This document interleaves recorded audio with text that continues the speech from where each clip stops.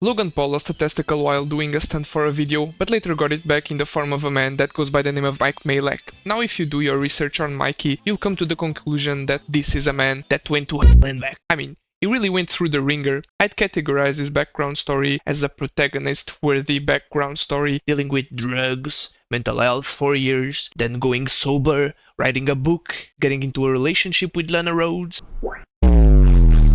But for some reason, he stagnated whenever he decided to become Logan Paul's right testicle, PR person, or damage control person. Maybe it's from the money, but he can't just stop suckling from the tit. So Logan runs the Impaulsive podcast with Mike Malek and Jeorge Janko. Well, not Jeorge Janko anymore because there was some beef between them. Logan constantly made fun of George's religion, never took his side, apparently flexed his wealth, would constantly let the interviewers make fun of Jeorge Janko, and didn't even intervene. So overall, a 0 out of 10 friend. In Logan's friend circle, George was basically the guy that stuck around and everyone made fun of and bullied. Anyway, for some odd reason, maybe a humiliation fetish, or because Logan made his favorite minion do it, Mike Malek decided to go to Jeorge Janko's podcast to clear the air a bit, have a friendly conversation, and have a friendly conversation they did, except for the fact that Logan got re-exposed for being a terrible friend and a horrible human being. I mean, nothing that anyone didn't know already.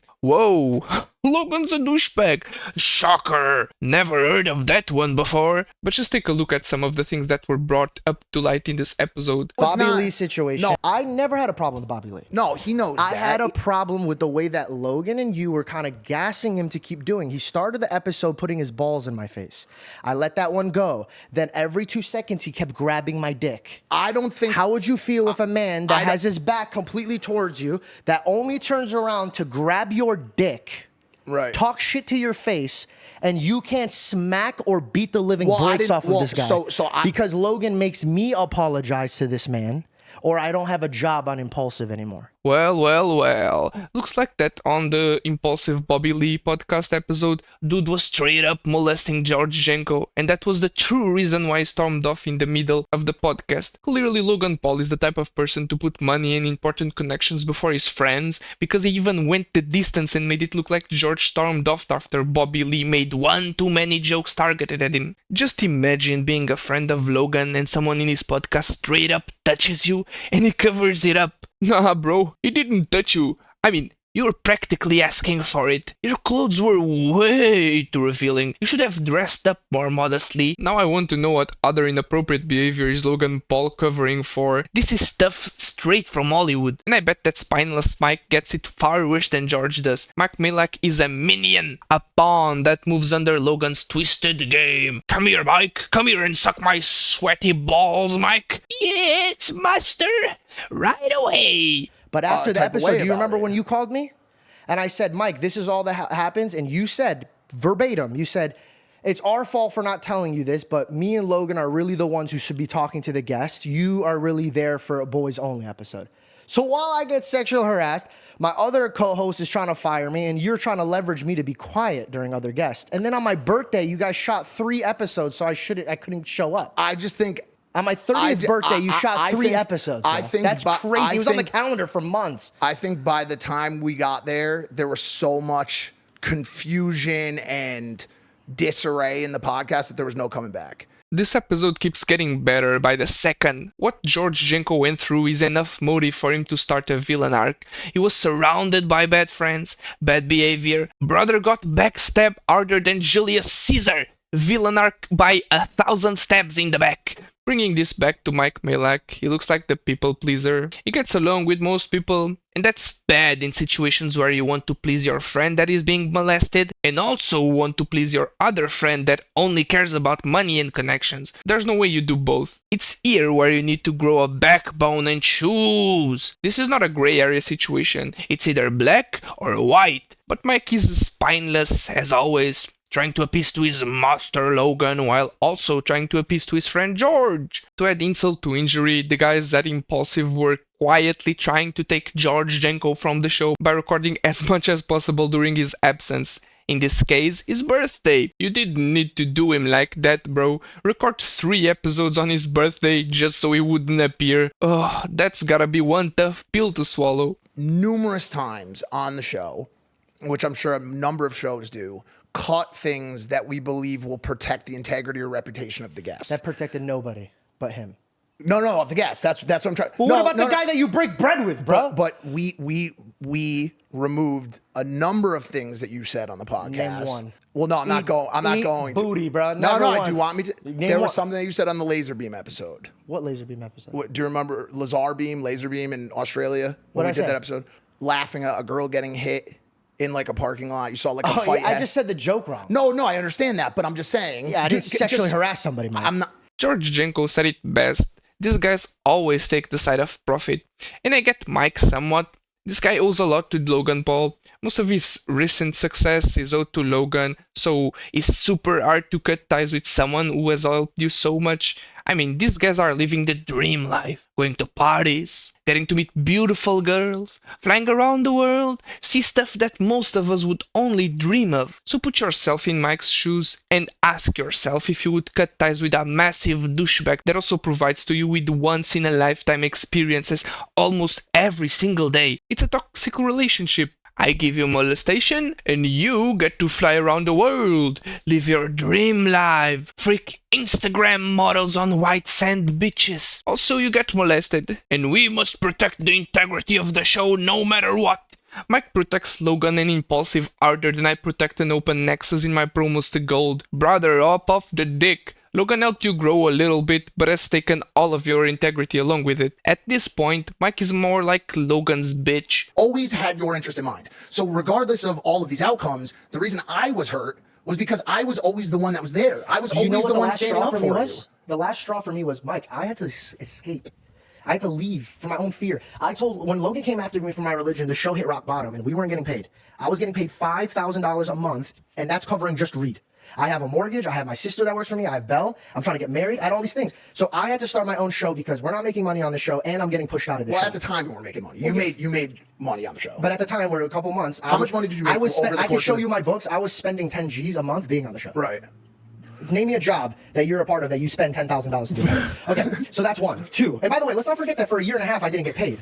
No, and I didn't get paid for years until I got paid. Okay, Right? so let's But just make sure you did make a sizable amount of money on the show. And by the way, would you say, always like, grateful. I was always grateful. like for that? it. Yeah, I don't like to talk about money, but I was always grateful. Always grateful. I think anybody could see that. But when I got pushed out, and I'm seeing that I'm getting pushed out, and I start my own show, do you know what my final straw was? What?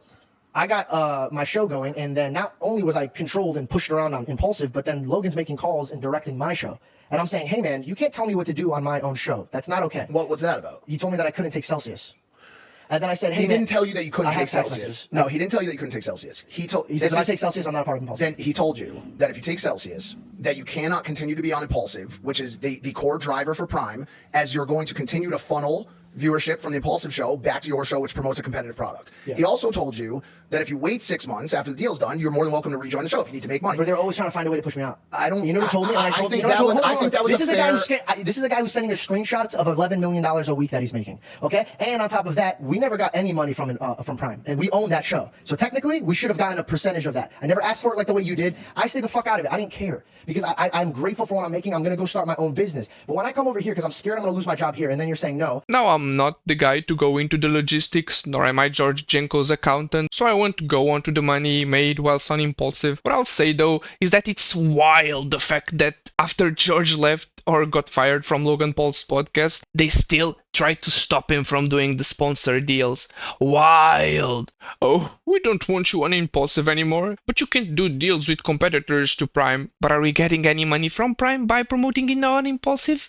No. And do you still want me on the show? Well, if you want to record 3 episodes on your birthday, we will also make your life miserable because we don't really want you on the show anymore. We're just trying to get you to quit by yourself. Then let me start my show. I need to pay my bills, and I'll take some sponsorships while I'm at it. About that? No, I don't think that you will. If you want to stay part of the Logan and Friends group, you'll only take the sponsorships that will provide you with. So now you know what you'll have to endure if you want to be part of the Maverick squad. Constantly sexual harassed by guests, bullied and controlled by Logan in your daily life. Props to Logan. Sadly, he's a great salesman, an entertainer. His career in the WWE is a massive success. His shitty beverage is also a success, and it's trash, by the way. But as far as a human being, Logan fails in every point. I think that AI would be more empathetic than Logan Paul. Nay, dare I say that I'd rather be living with the Terminator himself than to share a room with Logan. For Logan, everything is a numbers game. He only cares about money and margins. Money and margins. Oh, I'm a great friend to Mike. I made him go from 0 to 3 million subscribers and is now rich. I know that you live in LA, but life ain't all about the money. If you shoot Mike and give him money in return, it won't patch the wound. This is not an evil Mr. Beast video. If I shoot my friend with a 50 cal and he survives, I give him $10 million. First, we'll start with a 9mm and escalate it all the way to 50mm. But if he quits halfway, he'll lose all of the money. Don't forget today's sponsor, Prime. Don't forget to drink Prime. Am I the only one who thinks that Logan is looking more and more like a cartoon villain with every day that passes? And I tell him, I go, Logan, I get it, bro. And I fully told him, I go, listen, man, like, I will take half the deal that Celsius gives me. Half. If you want to put it on the table for my show, a quarter, work with me. He says, I won't pay you a dime. You're here because of me. And then I said, well, what do you want me to do for my bills, bro? I got no money. And he says, go have your rich dad pay for it. Listen, that's fighting words, bro. Look at me. No, that's fighting words, bro. You don't bring up somebody's father. Would you say bro. that the way that you handled it from a word standpoint was mature, acceptable? What did I say? That I beat the fucking brakes off of him? Correct. If he was in front of me, I would have swung at him. I own you. Everything that you have is because of me, bitch. Now get on your knees and suck my balls. What is this evil Logan, bro? I knew that he was this bad, but I had no idea it was this bad. What a massive douchebag and horrible friend. Guys, if you start getting somewhere in life and bring your friends along, they don't owe you shit. Just because they profited off of your success, it doesn't mean that they are now your slaves and you can treat them however you want. Chances are that they helped you along the journey in other ways. If they were there before you were famous, then even better, because they weren't there for the money. Friendships are not defined by how many trips you can pay or how much money you can give. If you give, it's a gift. As the name implies, gifts are something that you give. You shouldn't expect anything in return other than gratitude. Mike is a great friend to Logan. I mean, he sticks with him through thick and thin and refuses to leave Logan no matter what he does. Mike is the type of friend that everyone wants but only a few have. Sadly, Mike chose the worst person to get attached to. An egomaniacal, money-hungry little bitch. Mike is like an STD. Once you get it, you will never be able to get rid of it. The one thing I am a little bit upset about was the text that you sent back to me. That's it. I told you you're a piece of shit. Everyone Evil, knows it. yes. You need to. But dude, I meant every word of it. That's crazy. No, I'm That's not. crazy. That's if you insane. fell out, if you That's fell an out, insane if statement. you fell out and you started doing scummy moves to your friend, I called you out on it. But I bro. didn't do anything. Bro, you What did never I- what che- did- what- Not you, not Caleb, not Kevin, not Dylan. Nobody fucking called me when I got fired. Not one person called me. You know what I get a call from? Logan saying, at least Mike wouldn't do this. And an hour later. Mike is a piece of shit to Jeorge Janko. He's a godsend to Logan though. When I grow up, I want Mike Malek to be my best